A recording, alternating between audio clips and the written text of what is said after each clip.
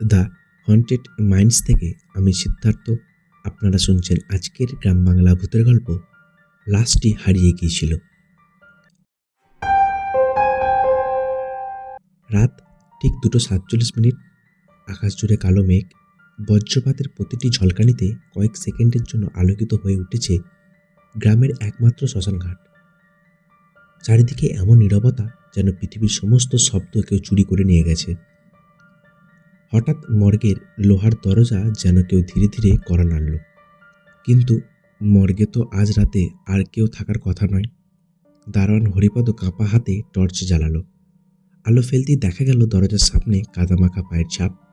ছাপগুলো যেন বাইরে থেকে ভেতরে গেছে, কিন্তু বাইরে ফিরে আসার কোনো চিহ্ন নেই। হরিপদের বুকের ভেতরটা ঠান্ডা হয়ে গেল। সে কাঁপতে কাঁপতে তালা খুলল।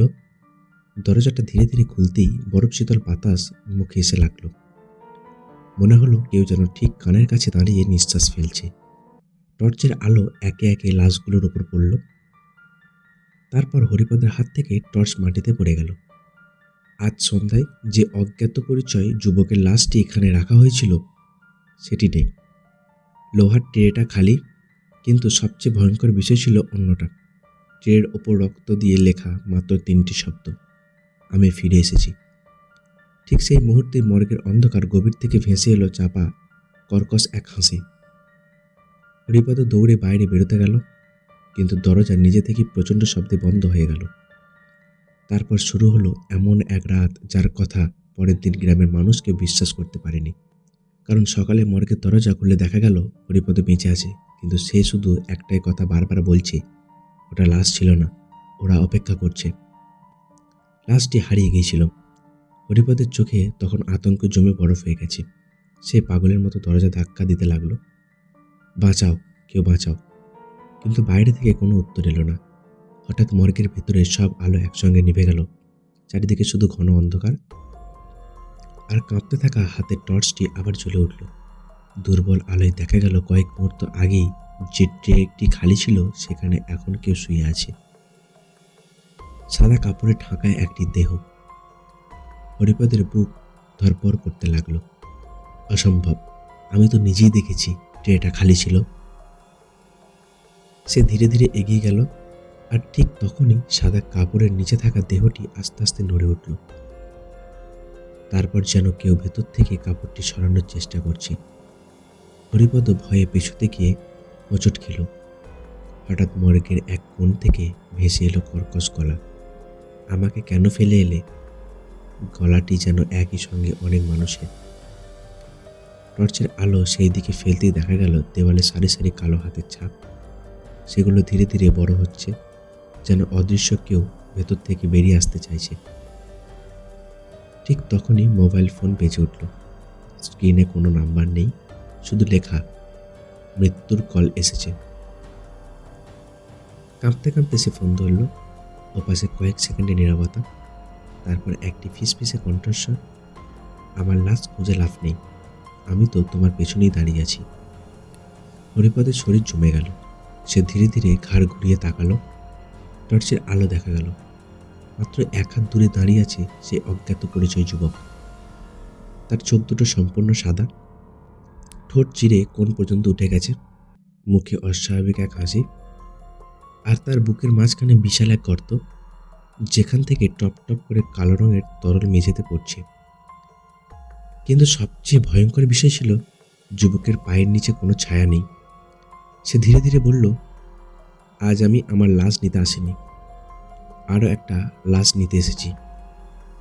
এরপর মর্গ জুড়ে এমন এক বিকট চিৎকারে প্রতিধ্বনিত হলো যে শ্মশানের পাশের কুকুরগুলো একসঙ্গে চেঁচিয়ে উঠল, অথচ বাইরে থাকা মানুষদের কানে সেই চিৎকার একটু পৌঁছালো না। সকাল হলে পুলিশ এসে দেখে মর্গের দরজা ভেতর থেকে বন্ধ। দরজা ভেঙে ঢুকতেই তারা স্তব্ধ হয়ে গেল। হরিপদ বেঁচে আছে, কিন্তু তার চুল এক রাতে পুরো সাদা হয়ে গেছে। সে মেঝেতে বসে একই বাক্য বারবার লিখে চলেছে, লাশটি হারিয়ে যায়নি, সে নিজেই হেঁটে বেরিয়ে গিয়েছিল। হরিপদকে হাসপাতালে ভর্তি করা হলেও তার অবস্থা কোনো উন্নতি হলো না। সে সারাদিন শুধু একটাই কথা বলতো, ও ফিরে আসবে, ওর কাজ এখনও শেষ হয়নি। ডাক্তাররা বিষয়টিকে মানসিক আঘাত বলে উড়িয়ে দিল। কিন্তু 3 দিন পর আবার একই মর্গ থেকে খবর এলো, আর একটি লাশ নিখোঁজ। এবার মৃতদেহটি ছিল গ্রামের প্রভাবশালী ব্যবসায়ী রমেশ চৌধুরীর। ঘটনাটি পুরো এলাকায় আতঙ্ক ছড়িয়ে দিল। তদন্তে নামলেন সাব ইন্সপেক্টর অরিন্দম। তিনি কুসংস্কারে বিশ্বাস করতেন না। তার ধারণা কেউ ইচ্ছাকৃতভাবে মৃতদেহটি চুরি করেছে। কিন্তু মর্গের সিসিটিভি ফুটেজ দেখে তার মুখের রং বদলে গেল। রাত 2:47।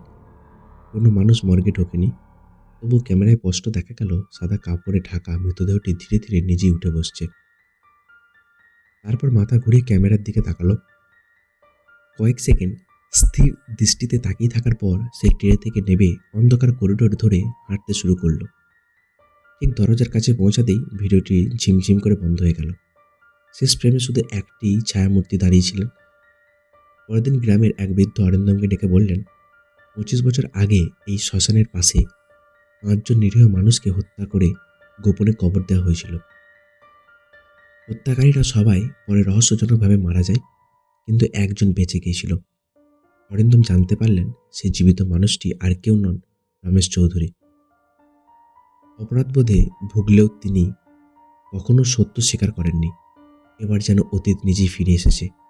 সেই রাতে অরিন্দম, কয়েকজন পুলিশ ও গ্রামের মানুষ মর্গে পাহারা দিলেন। ঘড়িতে আবার 2:47। হঠাৎ সমস্ত আলো নিভে গেল। ঠান্ডা বাতাসে চারিদিক কেঁপে উঠল। একটি কর্কশ কণ্ঠস্বর ভেসে এলো, যাদের রক্ত মাটির নিচে চাপা পড়ে তারা একদিন হিসাব চাইতেই ফিরে আসে। অন্ধকারে একের পর এক সাদা অবয়ব দেখা দিল। তারা ধীরে ধীরে এগিয়ে এসে মর্গের দরজার সামনে দাঁড়ালো। হঠাৎ ভয়ঙ্কর এক চিৎকার, তারপর আবার সব শান্ত। যখন আলো জ্বলে উঠল, সবাই স্তব্ধ। মেঝেতে রমেশের নিখোঁজ লাশ পড়ে আছে, কিন্তু তার মুখে এমন আতঙ্কের ছাপ যেন মৃত্যুর পরেও সে মৃত্যুর চেয়েও ভয়ঙ্কর কিছু দেখেছে। আর সেই প্রথম নিখোঁজ অজ্ঞাত পরিচয় যুবকের দেহ, সেটি আর কখনো পাওয়া গেল না। পুলিশ তদন্ত বন্ধ করে দিল। সরকারি নথিতে লেখা হলো, মৃতদেহ চুরির রহস্যে কোনো সমাধান মেলেনি। কিন্তু আজও গ্রামের মানুষ বলে, বর্ষার রাতে যদি কেউ ওই পরিত্যক্ত মর্গের পাশ দিয়ে যায়, মাঝে মাঝে দেখা যায় একটি সাদা কাপড় ঢাকা মানুষ ধীরে ধীরে রাস্তার পার হচ্ছে। কেউ যদি তাকে অনুসরণ করার চেষ্টা করে, পরের দিন সেই মানুষটি তার বাড়ি ফেরে না। পরের দিন সেই মানুষটি আর বাড়ি ফেরে না।